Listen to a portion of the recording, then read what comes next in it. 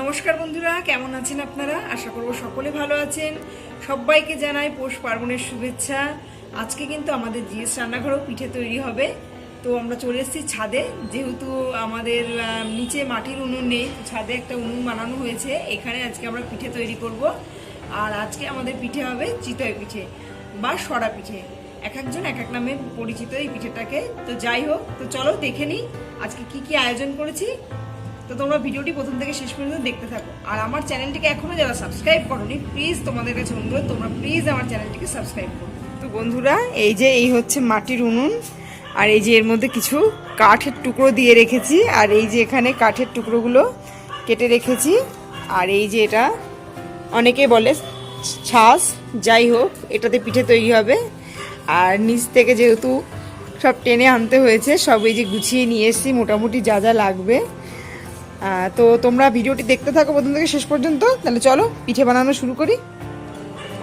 এই যে এটাকে মাটি দিয়ে নিয়েছি যাতে করে এর তলায় কালিটা না পড়ে। উনুনটাও ধরিয়ে দিয়েছি চিতই পিঠের জন্য। জলটা গরম করে নেবো সবার প্রথমে।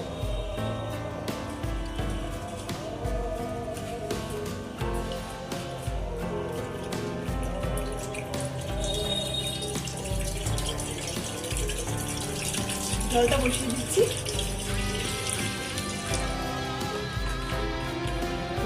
উনুনটা কিন্তু খুব সুন্দর জ্বলছে।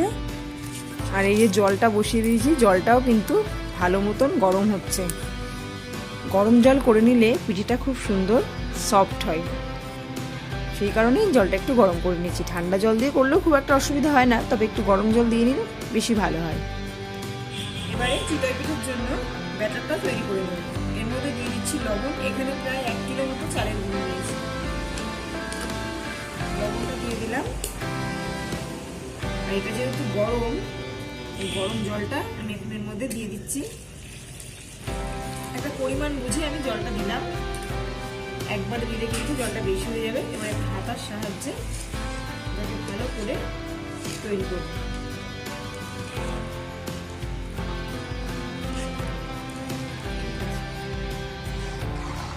ব্যাটারটা কিন্তু প্রায় রেডি হয়ে গেছে। ব্যাটারটা ঠিক এরকম হবে। এটা আমি হাতার সাহায্যে করে নিলাম, আপনারা এটা হাত দিয়েও করে নিতে পারেন। ব্যাটারটা কিন্তু 15 মিনিট মতন আমি রেস্টে রেখে দেবো, তারপর পিঠে তৈরি করব।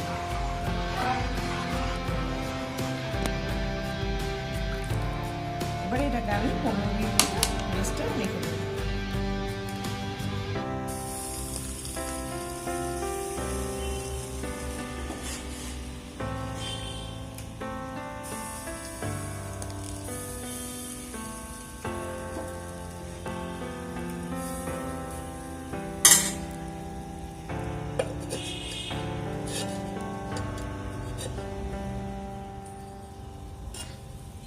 বাহ, পিঠেগুলো খুব সুন্দর ফুলে উঠেছে।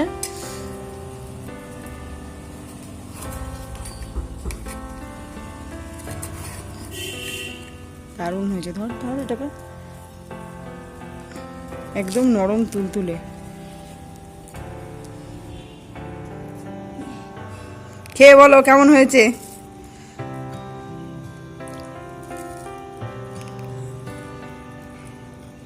ফুলকো ফুলকো নরম তুলতুলে চিতই পিঠে।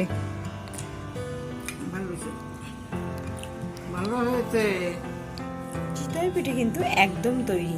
এর সঙ্গে নলেন গুড়, তাহলে কিন্তু পৌষ পার্বণ একদম জমে যাবে। তো বন্ধুরা, আর আমার চ্যানেলে কিন্তু পিঠে পুলির রেসিপি দেওয়া আছে। পাটিসাপটা থেকে শুরু করে চুষি পুলি সব রেসিপি তোমরা পেয়ে যাবে। তোমরা প্লিজ একটু সবাই গিয়ে দেখে এসো। আর আজকের ভিডিও কেমন লাগলো জানাতে ভুলো না, কমেন্ট করে অবশ্যই জানিও। আজকের মতো শেষ করছি এখানেই, আবারও হাজির হয়ে যাব নতুন কোনো রেসিপির সঙ্গে। আজকের মতো শেষ করছি এখানেই। সকলে ভালো থাকবে, সুস্থ থাকবে। ধন্যবাদ।